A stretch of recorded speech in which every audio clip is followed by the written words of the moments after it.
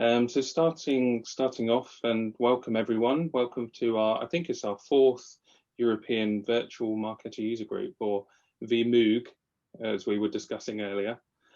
So we're starting off today on our key steps for a successful Marquetto implementation or inheritance. I'm joined by my esteemed co-host, Chloe Pott, who is a Senior Marketing Operations Manager of Nextlink. And then I'm Warren Stokes, a consultant from Neva. And we are, well, I guess 2 times champions now, and the European Marketer User Group leaders, and also Marketo certified. So blitzing through to the housekeeping slides, we ask that there's no self-promotion or pitching of any kind. Don't contact people outside of the user group without their consent, or I will come for you. No, I'm joking. If the MUG members share their use cases at the user group, please don't share that information without their consent. Bevy, I took the word new out of this tool because it's been with us a little bit a while now. So make sure you sign up and have a look at the calendar view to see what events are coming soon. There's a couple more events, Marketo user groups coming this month. Some really good ones coming up. So do have a look at that.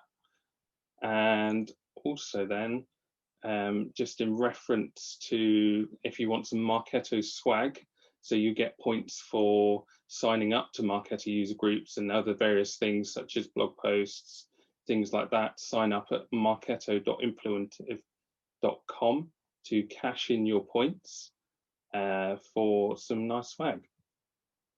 Something else to mention as well. So we've got, this is a little way away, but bearing in mind how quickly this year has gone, flagging it now about the virtual Adobe Summit is going virtual. You probably all would have had that notification. So flagging that, so you can already look at signing up there, I believe. So got the website address there. So that one. And then I talked a little bit about what's coming up in other virtual mugs. So there's just a quick flick through. Again, you can see this on mugs.marquetto.com and look at that calendar view of things going on. Currently, I'm aware of everything still being virtual, so sign up to those if you fancy any of those topics. Now on to the main event of today. We have some excellent speakers, and I didn't even try and put all their accolades on here. In fact, I did, but I couldn't fit them all on the slide. And I'm going to let these guys introduce themselves. So starting off with Jessica. Introduce yourself, please. Hi, I'm Jessica. I am a director of client strategy over at Digital Pie. So I basically help folks utilize their Marketo and do marketing and MarTech. I'm also the Silicon Valley Marketo user group leader out here in the San Francisco Bay Area, and a Marketo champion and Fearless 50. Cool. And then Jules. So I'm Jules James, Senior Manager of Marketing Operations at Blue Prism, also a moonlighting freelance consultant. I never know what to call it. So I kind of have both hats. Have been working in Marketo for many years. I also teach students how to use Marketo for their new roles. And yeah, Marketo champion for a few years.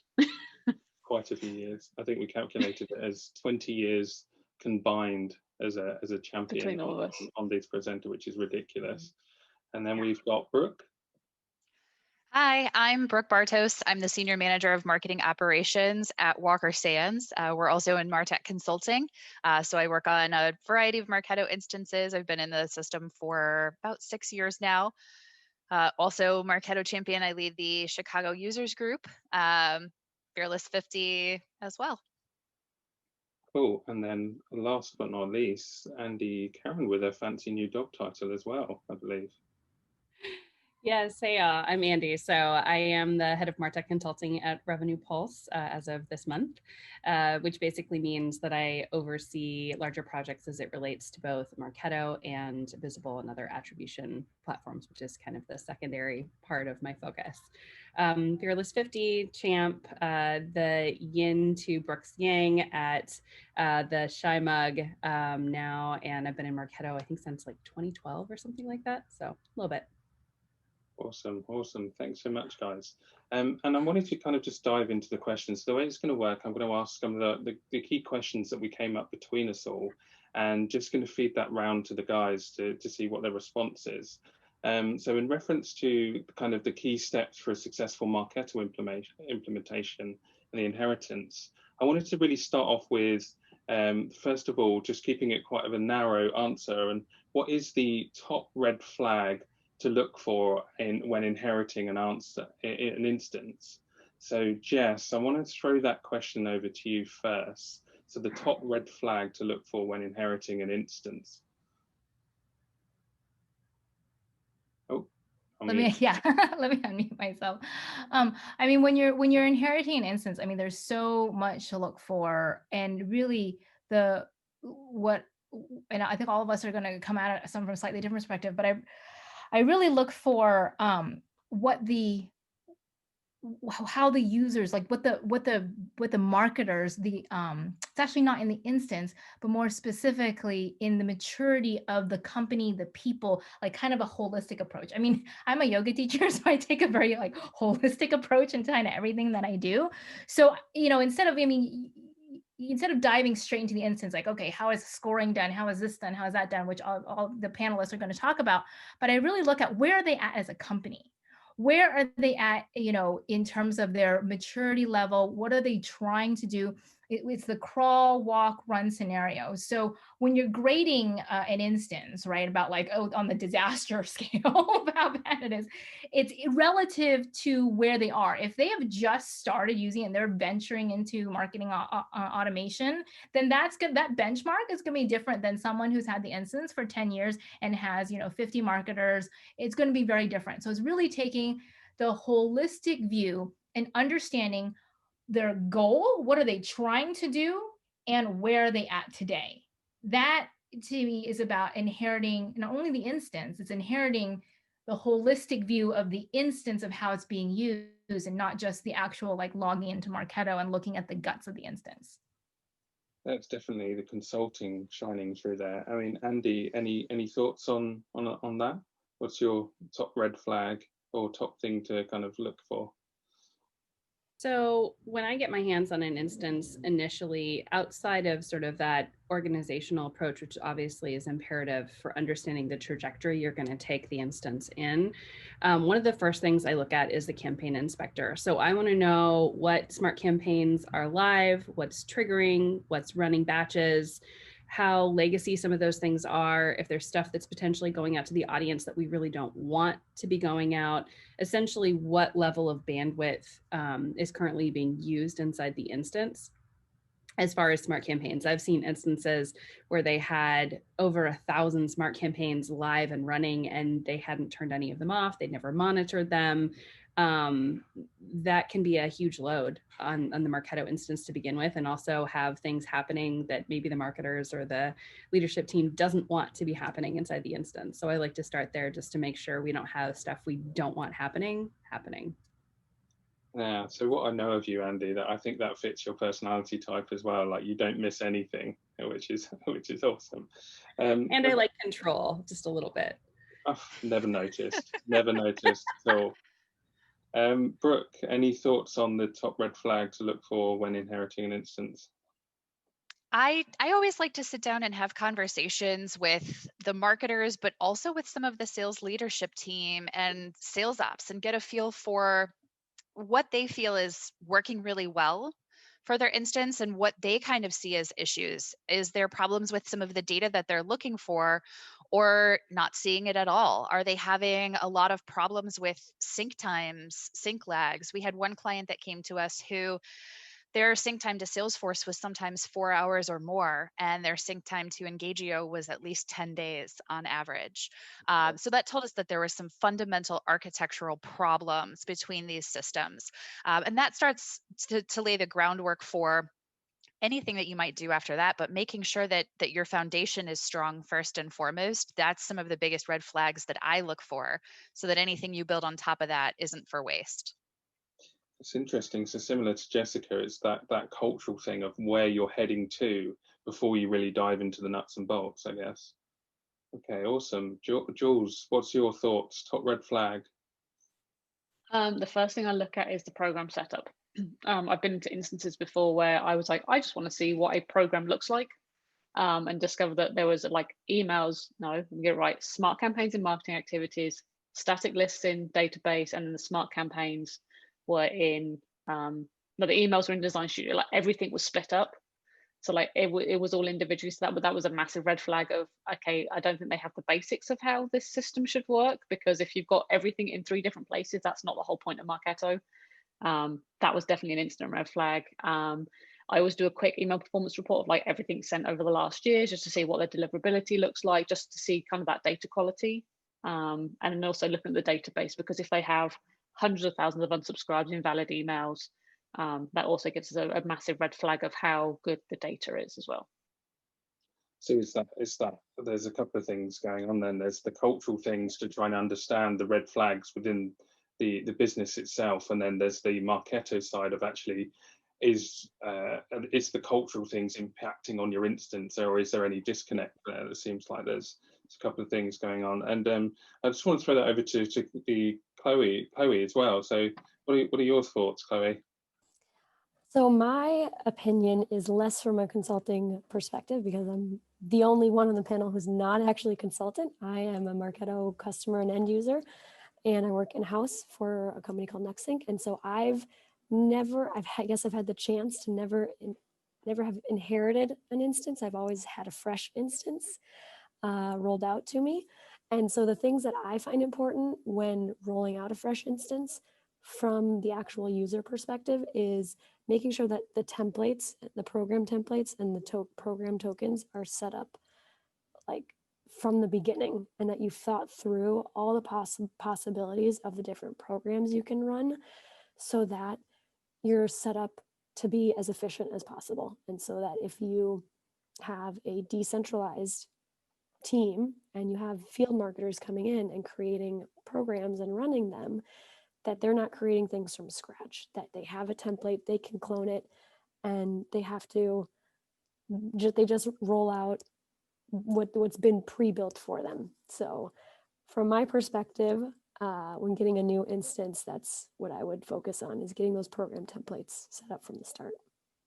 I guess when a really good program template means that there's no sort of operational things that they have to consider or extra, it just alleviates some of that complexity, and a really good program template goes a long way. So yeah, I think I'd probably take a similar thing of just kind of looking for that, and feeding into that then, decoding some of those operational campaigns. So we talked, Chloe, you talked there about some of the program templates and having some of those, like see what their setup is. In terms of decoding legacy operational campaigns, I'm kind of wondering what thoughts do you guys have around that? So I kind of want to throw that over to Andy first. So what are your thoughts on decoding some of the legacy operational campaigns there? Yeah, so when I'm looking initially at operational campaigns, I actually start in admin under channels just to see if they're using the operational channel to begin with.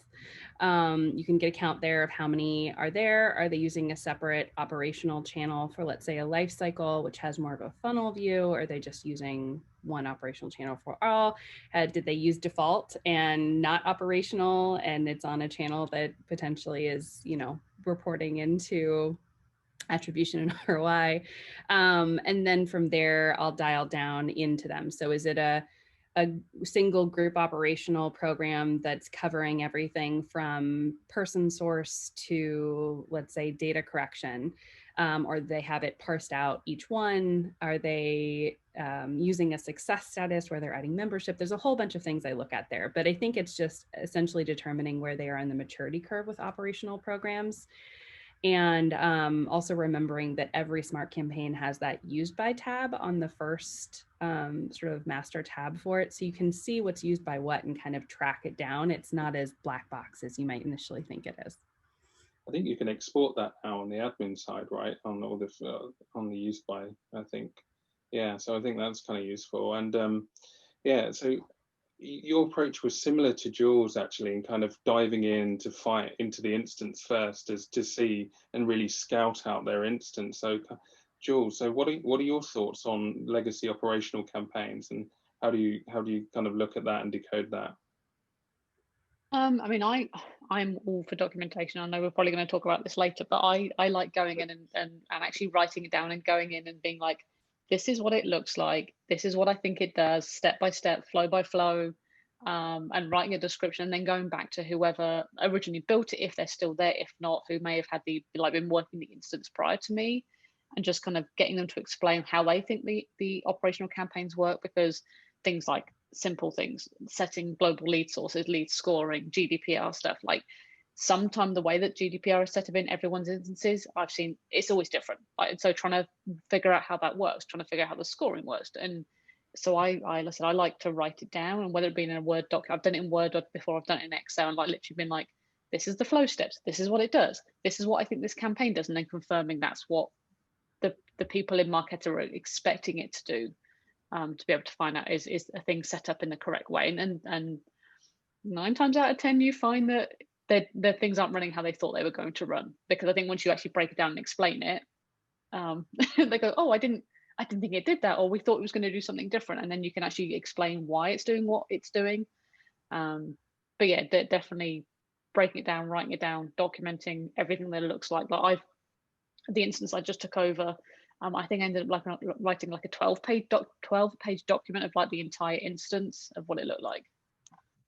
Yeah, no, I mean, I'm not one for writing stuff down at all. So I'm kind of curious, actually, do you use that documentation or refine that documentation and then present back to stakeholders, or kind of how do you kind of, I'm just curious, just around. So it depends what I'm doing or what I need to do with the document. So if I have a lot of data cleanup that I need to do, or a lot of instance cleanup, I'll use that as the first point of this is what it looks like right now, and then basically refine it into this is now what this is what we've moved it into, or these are the edits that we're going to make, or these are the changes that we're going to make. Because I don't want to go into an instance and make a ton of changes and then freak people out when they come in and be like, why is everything changed? Like, I changed the entire folder structure of the instance I'm in right now, but I sat down with my boss, and we sat down with other people, so like, we're changing it because this is going to be easier. So I have like a pre and post also kind of analysis or where we are right now. Okay, yeah, super interesting. Okay, Too impatient to write all that stuff down. But I mean, it also helps so that like other new people. That's the thing. That's the thing I've never had in any instance I've been into that I've taken over or been into for the very first time. I've never had any documents that say, this is how it works, this is how it runs, these are all the things that are set up. And I'm sure everyone's probably seen the same thing. Like, we go into an instance and go, oh, okay, anyone have any ideas? And so I like to be able to give that to, like, if someone else came in, like we're just about to take on an agency, we can say, this is how it works, this is how it runs, this is everything that we have set up right now. It's almost a pleasant surprise if you go into a new instance and someone's done documentation correctly. I don't think I've ever seen that, apart from when we had a conversation, Jules, a while back on a different instance. That's the only time I knew that the documentation would be there and be correct, I think. And on the subject of kind of team members and just speaking with other people, and we talked about different stakeholders, how do you guys deal with empowering existing team members that seem to be stuck in that legacy way? So Jules, you mentioned you changed some of the folder structure there. I'm kind of curious, how do people deal with those existing team members? And I want to throw that question over to Brooke to start off with. Like, what are your thoughts on that? Yeah, I think Jules certainly touched on it a little bit. Having a sort of pre and post structure in place where you can talk about here's how things are now, here's what we're going to do, but also explaining the why, especially if it comes to things like restructuring programs or how things are set up from a program level. If you have people that maybe aren't using progression statuses or aren't putting in period costs or things like that, those are pretty easy things to sit back and demonstrate why it's important to do that and what the benefit will be for everyone. And I think that's the most important part. If you can show why it's important and what the benefit is, not that you're just doing this because you're bored or it seems like fun. When you give people a reason to understand, it makes it a lot easier for them to grab hold of. But always keeping that positive, that this is going to be a benefit. This is going to help us drive our marketing forward. This is going to make our teams more successful, and just making sure that you keep that perspective. Okay, yeah, no, cool. And Jess, does that differ from your view at all? Because I mean that's a solid answer, Brooke. Like it's definitely that consideration of why it's important. So Jess, what are your thoughts on empowering existing team members, or because often I imagine you would have gone into instances where they're set in certain ways. So I'm kind of curious from that consulting view. Yeah, I mean, definitely, when in my younger years or earlier, I would always think like building the perfect instance is that's all you really need. But a lot of the challenges, actually, I would say a majority of the challenges is getting buy-in. It's getting buy-in and change management. I mean, we spend so much time talking about, and it's important. The foundation of Marquetto is important. How you use your channel, sources, all of those things. But those things are all for naught if you don't have buy-in. And I don't know about you, but working in marketing, both on like as an employee at a company and also as a consultant, people change. I mean, the number of times a marketing operations or a VP of marketing goes through the door. I mean, I've seen some companies where we've seen like 3, 4, 5 VP of marketings walk through the door. And it's getting them to understand why we're doing what we're doing. Is like, yes, is important, but getting them bought in and what's in it for them. A lot of times we're asking them to do either more work than before. We're asking them to take on more responsibilities. We're asking them to actually learn Marketo in a certain way.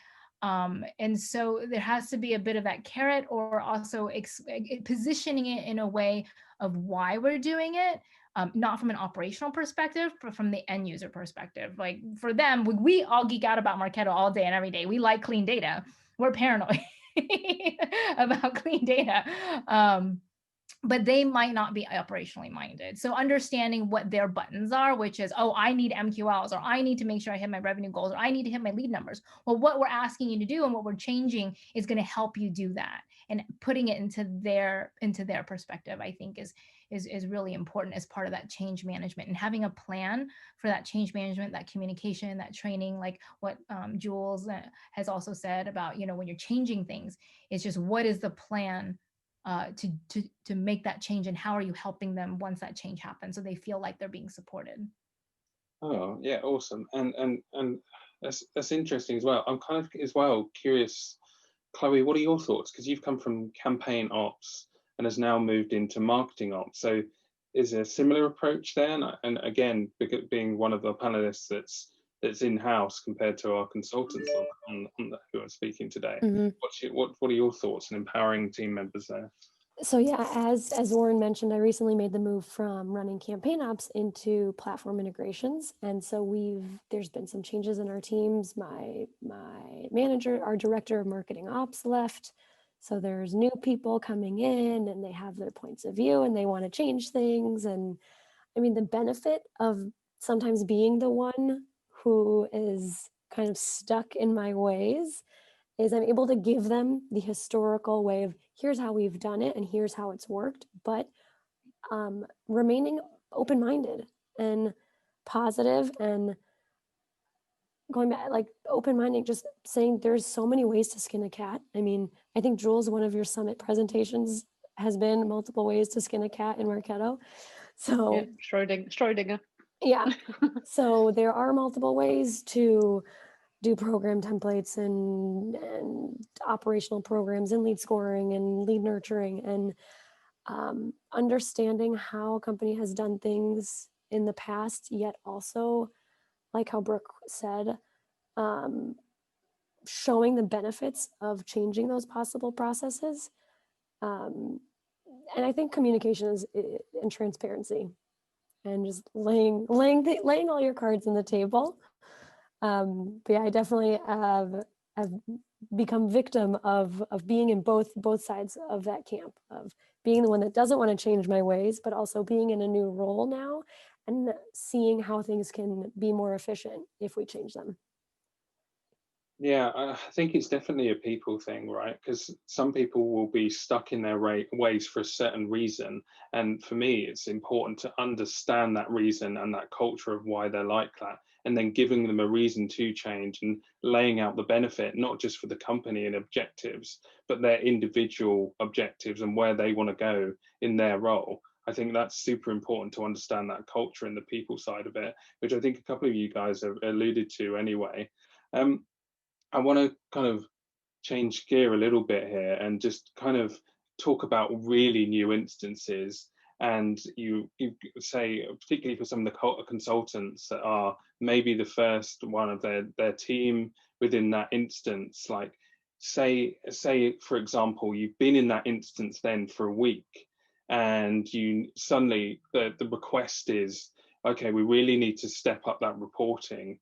Like, I'm curious, from particularly some of the consultants on the call, like you've been in the instance for a week and you get questioned on that reporting. How do you approach that? So I want to throw that over to Jules first. So what's your approach on that? It's definitely an interesting one, because it's very hard to give meaningful reporting if the instance is a mess. Like if you've inherited something that is a hot mess and you're still trying to work through it, if anyone can clean up an entire instance and do an audit in less than a week, then I need to learn what you do, because it takes time. So I think the first question I would be is, what reporting do you need and how accurate do you want that reporting to be? Because you can definitely provide reporting, but if it's not accurate, like if things aren't going into if the Salesforce sync isn't working, campaigns aren't set up correctly, program tracking isn't happening, people aren't using the correct statuses. I'm sure we've all seen these things happening in instances. So if that, I mean, that's always the first place I go, is like, actually what do you need, and why is it important right now? Or would you rather me be able to get the instance cleaned up to give you that meaningful reporting? And it can be quite a harsh thing to say, because if someone just goes, I need an email performance report, it's like, well, okay, we can do that, but actually what true reporting do you need? I think that comes with the confidence of dealing with stakeholders, knowing what is possible, going, well, we could do this, this, and this, but actually, if you want this in this timeline, you're not going to get accuracy. So I guess that's, completely. And I guess what that 1 week timeline is like, well, you can't really get anything meaningful if you don't fully understand the instance. So that is kind of a short timeline. Andy, kind of throwing that your way as head of marketing, your new fancy role, the Martech consulting. So anyone who knows me knows I use way too many analogies, like far too frequently. So sorry, not sorry. But initially what came to mind is kind of this idea of, like, let's say I took over a garden bed and had to pull out all the weeds and then plant seeds to have tomatoes, and you want to eat tomatoes a week after that process. Like, not going to happen. Things haven't had time to grow, to develop. You're going to be hungry right now. But the other component I like to take with that reporting sort of approach is, okay, let's look at, with some variable confidence level, the data that we could give you today. Is this even going to answer the questions you want to ask in a month, in 6 months, in a year? Because if it's not, we need to layer in some additional data gathering, segmentations, other components into the system that will actually set the stage for that data to be available. Because if you're looking to answer questions that you don't even have data sets to support today, it won't matter in 6 months how good the data is. We won't have those components to report on. So have you ever been in that difficult situation where you've got a more challenging stakeholder, where you've had to present it differently, or really had to get your view across in terms of, it's like saying about the long-term view? I pull the dirty data we have and I show them where they're at and what the report's going to look like, and then have them say, okay, you're right. That's not good. Let's fix it. So I think person source is one of my favorite ones. Often you'll go into an instance and there'll be 100 or 500 different people sources. And you're looking at this going, there's no 30,000 foot view from this. This isn't a roll up. This isn't going to help us. This is basically person source detail, or maybe even more granular than that. And so if you want to understand where people are coming from to get into your database, the data you have right now isn't going to support that. And they look at it and go, yep, nope, you're right. You show them how bad the data is, and then they're going to change, I think, really quickly, more often than not. Some people want miracles overnight, and you can't rewire a person. So I think there's some acceptance of that, just knowing that, like, I'm going to let you know right now, for the next X number of days, months, weeks, whatever it's going to be, you're going to be disappointed in the data. And that's just how it is. Yeah. No apologies. That's what it is. I think as well, the people that tend to think about that approach about we need this now, and they're more challenging, is that they tend to be, at least in my experience, have a narrow view about what you can do in Marketo. So therefore that things like, oh, well, can't we just create that report? It's also just showing them, well, what reports we can do and why your Marketo isn't as healthy as it is. So like one of the things I like, for example, is the people performance report, and manipulating that like a fancy pivot table and adding in those smart lists about who's engaged in the last 6 months, who's engaged in the last 3 months and the last month, and what those kind of people are. Like I really love people performance reports. That's my thing. I take a similar approach, which is like, well, let's just show you how kind of crappy it is, and we'll go from there, right? Well, anytime anyone includes the word just in the sentence, it triggers me a little bit. It's my least favorite 4-letter word. So, but yeah. Brooke, any thoughts on lack of reporting, and how do you handle that situation? Well, I mean, Andy certainly touched on it with the person source. That's kind of been her and I's go-to session that we've presented at Summit and a few different events now. So certainly that's always a big starting point. But I mean, it's, we've all kind of touched on it, is understanding, what do they want to report on? What are they actually looking for? And I think that's the question. A lot of times they might say something like, oh, I want a report of X. Something basic. What are they really looking for? So the person source is an example. If they're looking for people who came to web content, where did they come from and where is that performing? And not just, oh, these people filled out a form on our website. They came from the website. They didn't come from the website. How did they get there? So sitting back and understanding what they're wanting to report on, what their KPIs are, what their goals are, helps you determine what the best information is to report on, and then understand what the data is that we have now. What gaps do we have? What's missing? How do we fill those gaps? Can we fill those gaps historically, or do we just have to go future forward? And then look at reporting from that standpoint. I guess as well, it takes like a touch of experience to really decide what is important, and to pull that together in a really neat, digestible way that each individual stakeholder in their various way of learning can interpret. So I guess that it's particularly for the consultants on the call, it's that I think there's that touch of experience. You kind of almost do it a bit automatically when you approach a fresh instance. In terms of documentation as well, I'm conscious that I haven't called out Jess, and so I'm going to call out Jess now on this one. What's kind of if you don't have any documentation at all? I know Jules has spoken about her 14-page document, which is such an awesome approach.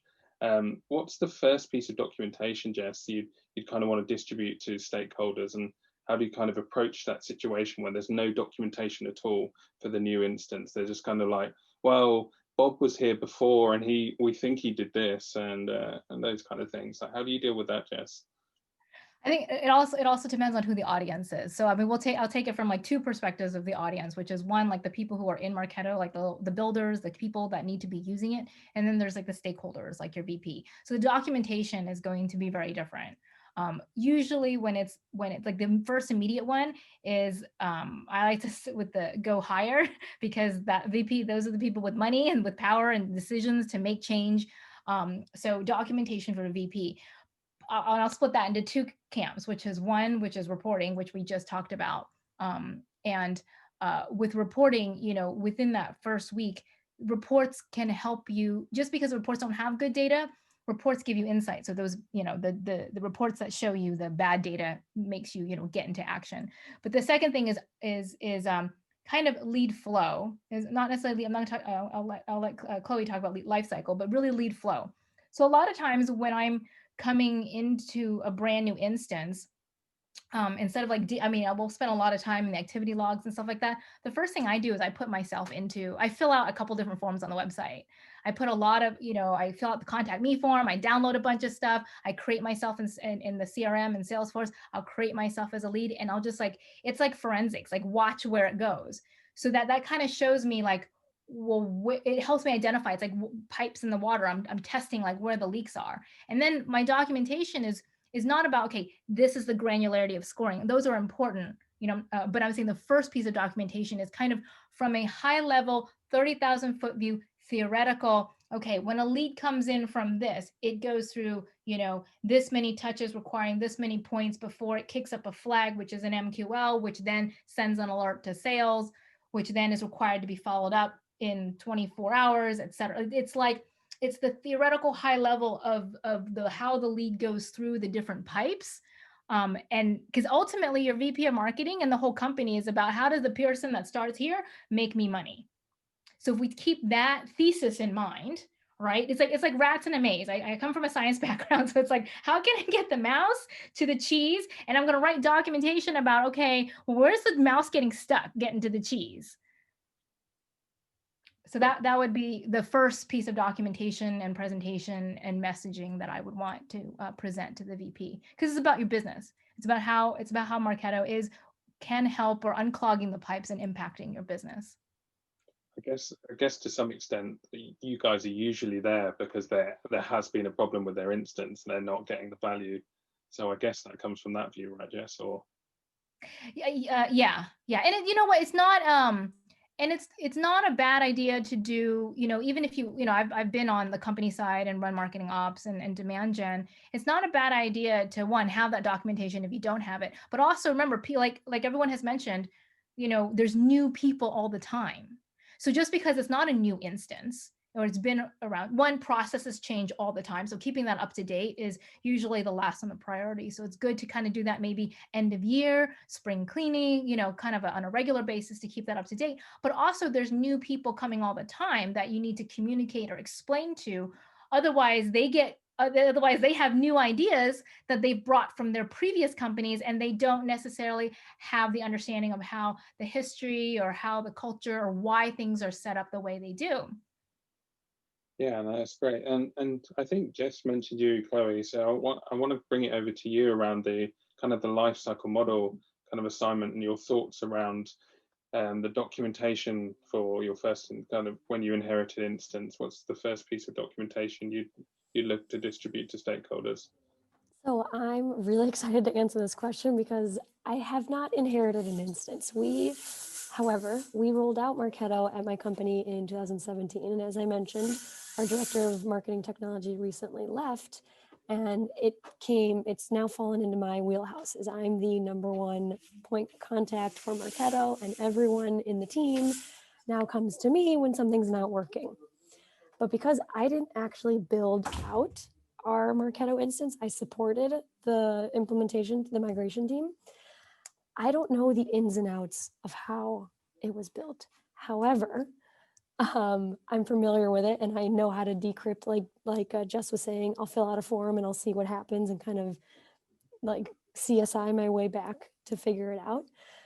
But that is the first thing, and it's on my list right now of things that I would do, is I would document what our lead lifecycle model does, how leads get assigned to certain inside sales reps, to channel managers, what actions they take to bypass certain steps in our lifecycle model. Because those are the questions my team is coming to me with today, is why did this person fill out a form and not go to a BDR? Or this is in my region, why didn't it come to me instead of this channel manager? And every time someone comes with me to that question, I'm saying, well, I didn't build it, so I can't answer your question right now. Give me a half hour and let me kind of audit and inspect. So I'm working on that documentation right now, is how does our lead life cycle model work? And our assignation process is, when do things get assigned to whom? No, that's super awesome. Thanks, Chloe. I kind of, what I've also just realized as well, that we have like out of our speakers, four mums.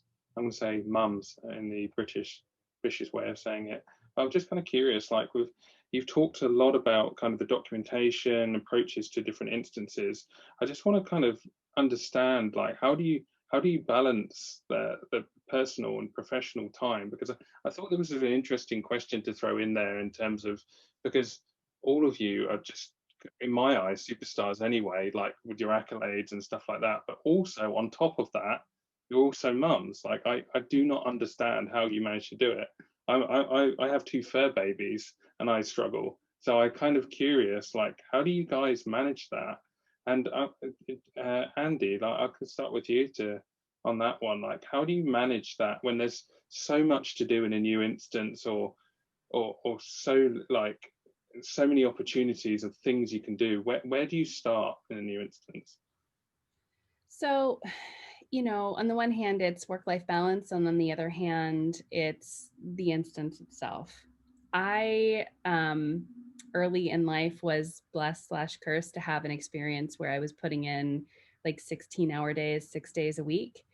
And that destroyed my personal life. It literally came crashing down in flames. And so at that point, I think I was like 26, I made a promise to myself that I would never do that again. Right. So I'm very fiercely protective of my own personal time and the time I need for my own mental health, for the mental health of my family, versus the time that I work. If I occasionally have to pull a late night because I'm activating a life cycle and it needs to happen during off hours, etc., I'll book that out, I'll schedule that, I'll do what I need to do. But for me, it's about level setting with the client exactly how long something's going to take, with me putting in a 40 to 45 hour work week, because I'm not going to do more than that. I don't have the bandwidth mentally to do it. I'm going to start making errors, frankly. And B, this is how long things take. So if that expectation is in place to begin with on the client side, then it allows me, when I shut down my computer for the day, to unplug and go focus on being a mom. So that's my balance. I can't have crossover between them. I mean, yes, occasionally in the middle of the night, I will have a dream that tells me how to like solve for something that I'm working on in an instance. But more often than not, when I'm not working, I try to really not be working. I try to be 100% present in what I'm doing at that particular moment. And that's what I'm doing right then. It also doesn't hurt that I have a very, very, very supportive spouse and an absolutely wonderful, amazing au pair who allows me to actually focus during the day as a work from home mom. So there's also that. I'm very blessed, but. That's really awesome. And I feel like I got to know you a little bit more there. That's super awesome, being strict with that. Brooke, what are your thoughts on that question, on managing, particularly now where you work from home, and it's like, I know you expressed a little bit before about actually you preferred being sometimes a little bit in the office, Brooke. So I'm kind of curious, how do you manage? Yeah, I think, well, Andy certainly touched on it about setting expectations. And I think that's not just for clients, but also for colleagues and for bosses. The company that I work for, Walker Sands, I've been there over 2.5 years now. And when I first started my role there, my office is actually located in downtown Chicago, and I live quite a ways out in the suburbs. Almost ridiculously, my commute is 3.5 to 4 hours per day when we were going to the office, because I take my daughter to school. She's sitting on the couch behind me right now. So if you hear Disney in the background, forgive me. But that gave me some free time. And part of my signing on to work with the organization was they actually paid for a Wi-Fi hotspot so that I could work from the train and still be able to take time to take her to school, or if I needed to leave the office early to get her from school, I could work from the train. They paid for all of that. That counted as my work time. And I had the flexibility to come and go as I pleased. So also being able to set those expectations with colleagues of, I'm not available after 4 p.m. on this day because I have to pick up my daughter. And I never had any pushback on that. And then same thing with, having a toddler. Learning how to deal with tantrums has helped me deal exceptionally well with very picky, particular tantrum clients.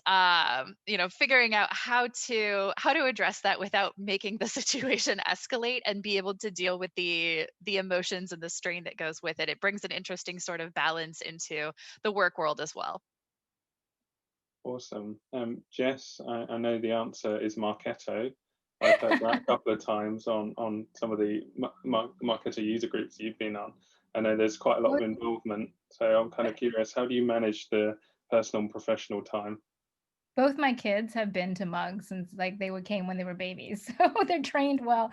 Actually, I don't know, because here's a picture of my daughter. I don't know if you can see, she's holding her play phone. So maybe I'm not doing so hot. Because he's like, Mom, I'm on a call. Sorry. Mom, I'm on a call. So that means I'm probably working too much. So I've been at Digital Pie for 4.5 years, and, echoing all the things that both Andy and Brooke have said. But I think, also pre-kids, I was definitely a workaholic, and then post-kids, you just don't have, it forces you to prioritize. But then I prioritize in the terms of in an instance, there's so many things that you can do.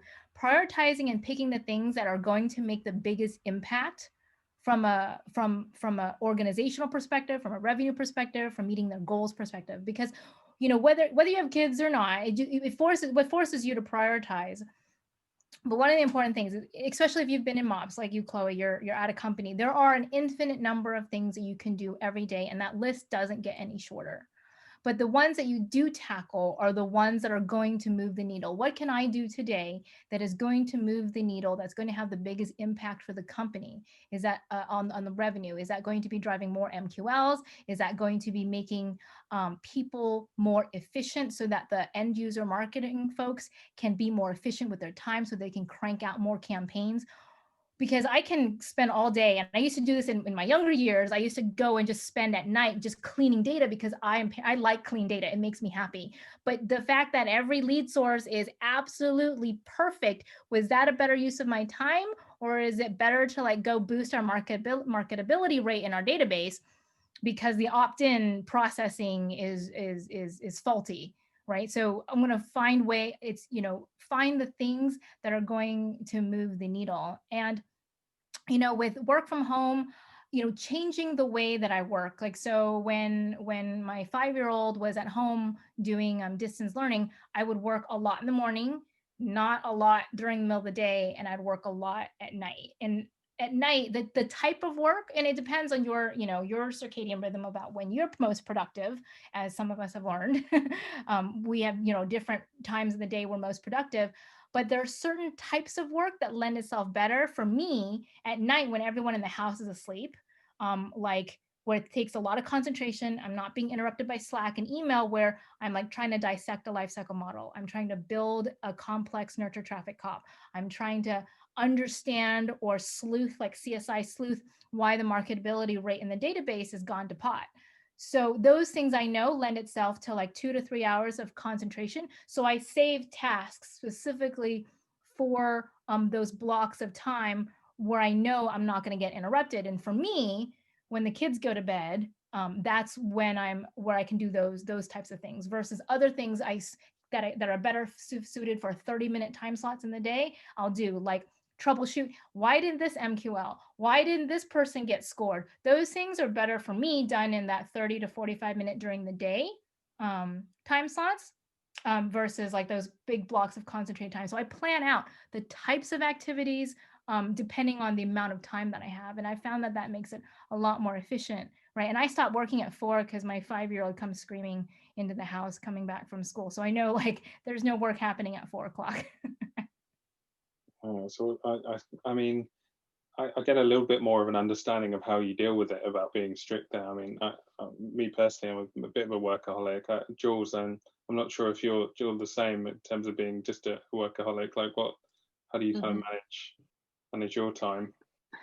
I mean, yeah, I don't have kids. I've got the cats. I've got a husband who works late most nights because of his job. So yeah, I tend to work until I work from when I get up until he gets home at 9 o'clock in the evening. Some days on the weekends it's 11 p.m. in the evening. So yeah, because what else am I going to do? For me, I'm just going to sit around and do nothing. So I'm either working or going to the gym because I'm not, the ladies who all have kids are amazing in the stuff that they do, and I sometimes think I'm too busy and I can't do all this stuff, and then I think about everyone who has kids and think I don't know how everyone does it, because I struggle enough with 2 cats.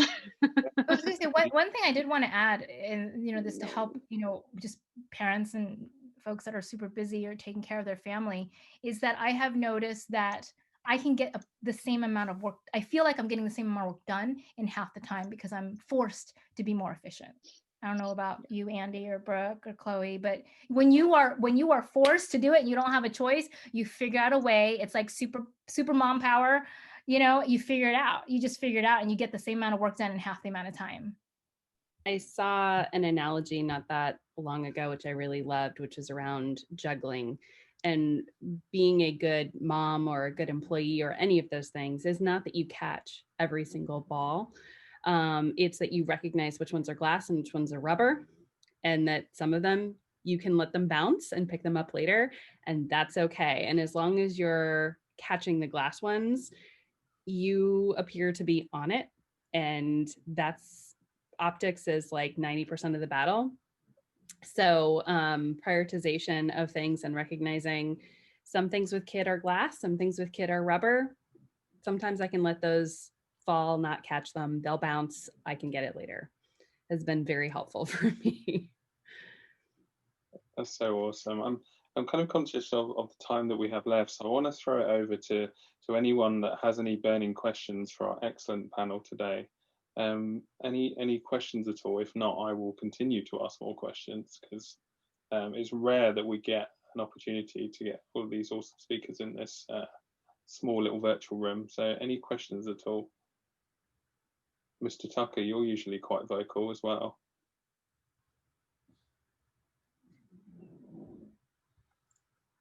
Okay.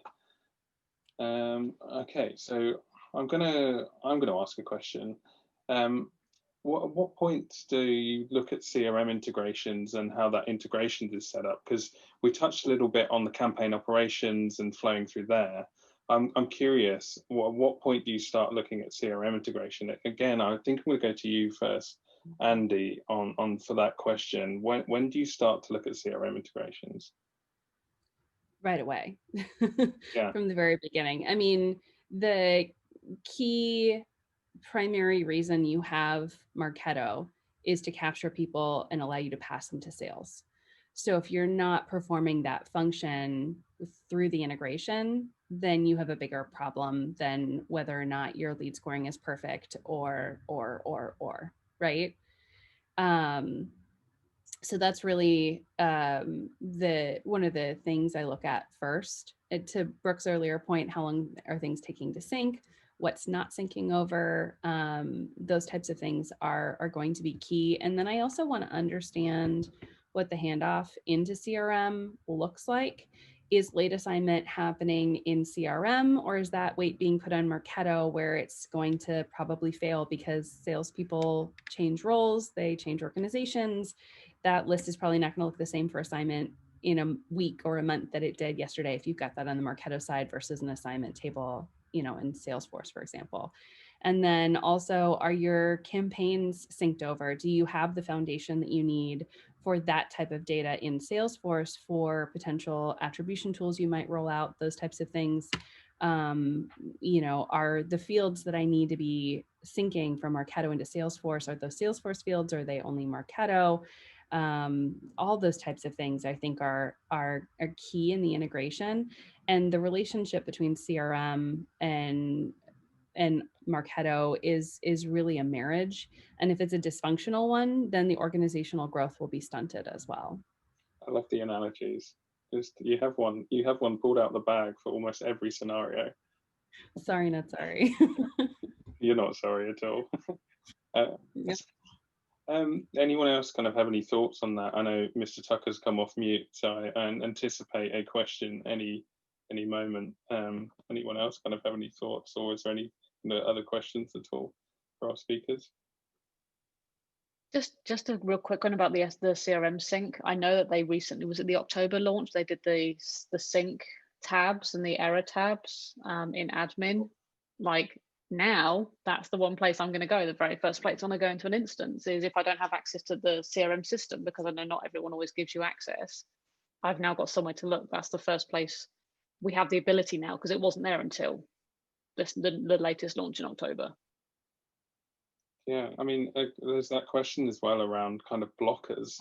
There's a lot of access blockers, which I guess for some of you guys that are consultants, it's like a constant battle on getting the right access you need as well, which can often just be really annoying, and then explaining why you need it. We've got a question here from Veronica, which is, how long would you allocate for new Marquetto implementation?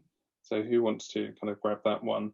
Jules, while you're on the screen, can I throw it? How long would you typically spend for a new Marquetto implementation?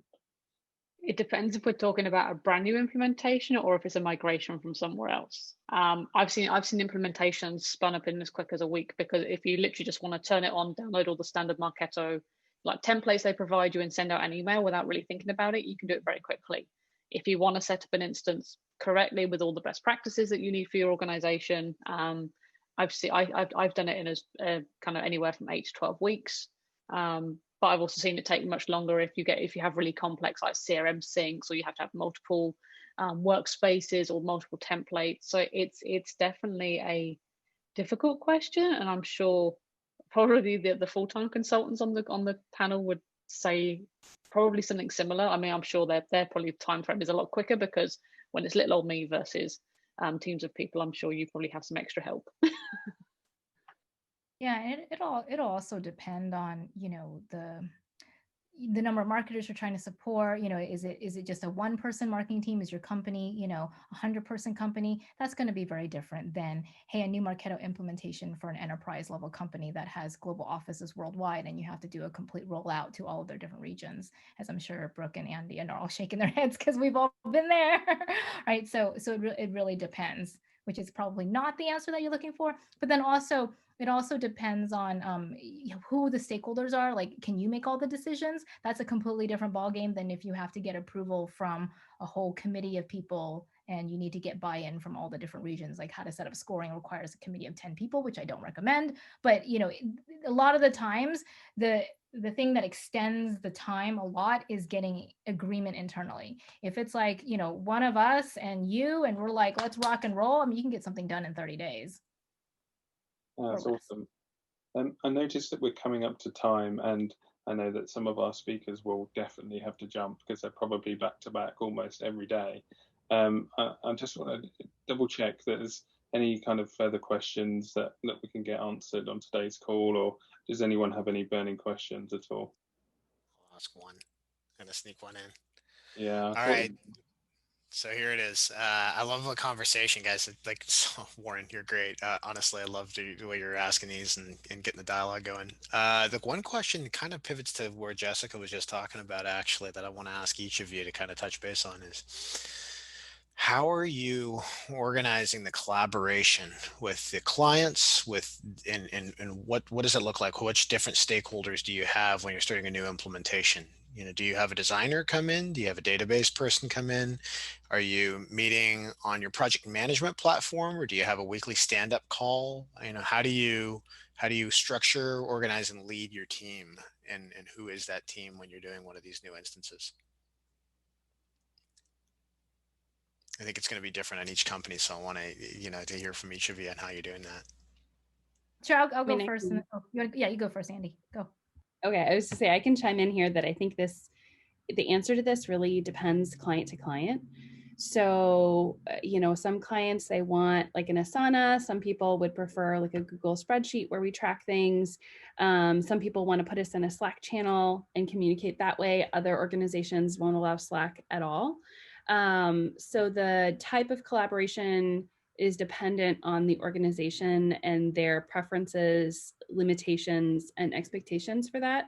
I think at bare minimum, a weekly stand-up call, and usually also several like pre-scheduled working calls during the week during, let's say, an implementation is pretty standard for me. But where and how I organize and collaborate is really dependent for me personally on what the client has. Do they already have Workfront? Do we need to be working in there versus do they prefer that we set up an Asana board for them and manage it that way?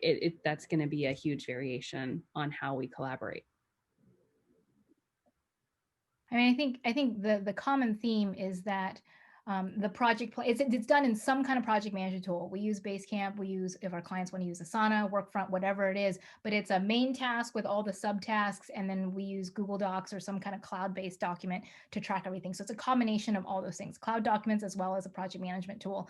I think those are the key things where an implementation, basic, advanced has like big topic areas, right? Like your organizational structure, your scoring, your sourcing, your life cycle, your maybe you do nurture, your segmentations, program templates. All of those are your big bucket tasks, and then you have your subtasks in whatever project management tool that you have. And then in those big bucket tasks, we have worksheets that are used as a basis for discussion, and it turns into your documentation when everyone's agreed upon. And this methodology can be used whether you're on our side where it's a consulting with clients, or if you're doing your own brand new implementation, because it gets everybody on the same page, right? When you're discussing things get lost in meeting minutes and things like that. There's like say you're doing lead source, like this is the lead source, this is what we're discussing. And at the end of it, you have something written that everyone agrees on, everyone's approved, gives a thumbs up, and then it's written and documented. And then now you have documentation. That's the beautiful thing of it. You have documented it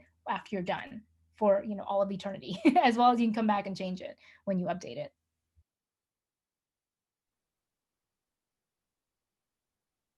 Does that help, Mr. Tucker, with your question? Or does anyone else have any thoughts on that? Yeah, I love it. Yeah, I mean, ours is set up very similarly. So whether it's typically for us, it's Trello as our primary, and then Google Sheets, Slack for communications, or Google Hangouts, depending on the client. Microsoft Teams has also come into play. But yeah, same type of thing. And we use that to allocate who is doing what part. Maybe within my team, I might be doing some of the architectural heavy lifting, and I might have some of my junior team members that are in building the scoring model or structuring templates and importing email and landing page templates from design, that type of thing. Awesome. No, thank you so much. And I'm again conscious of your guys' time. I just want to thank our speakers today. Really appreciate your time, and hopefully we can share this with our monthly roundup, Mr. Tucker, and also share the recording with I'll put it on the mugs.marquetto.com. So I just really want to thank you guys for coming on and joining us today. And Chloe, I don't know if you have any final thoughts or things. No, just to echo what you're saying, I want to appreciate the panelists that we've had join us today. I'm very honored to be considered like part of this panel. It's been fun, and we know who to go to now. If I ever inherit an instance, I know exactly who to go to with any questions. Every single person on this panel. All right. In that case, then I'll close up. So thank you so much, guys. And thanks, everyone. Thanks, everyone. Take care. Bye.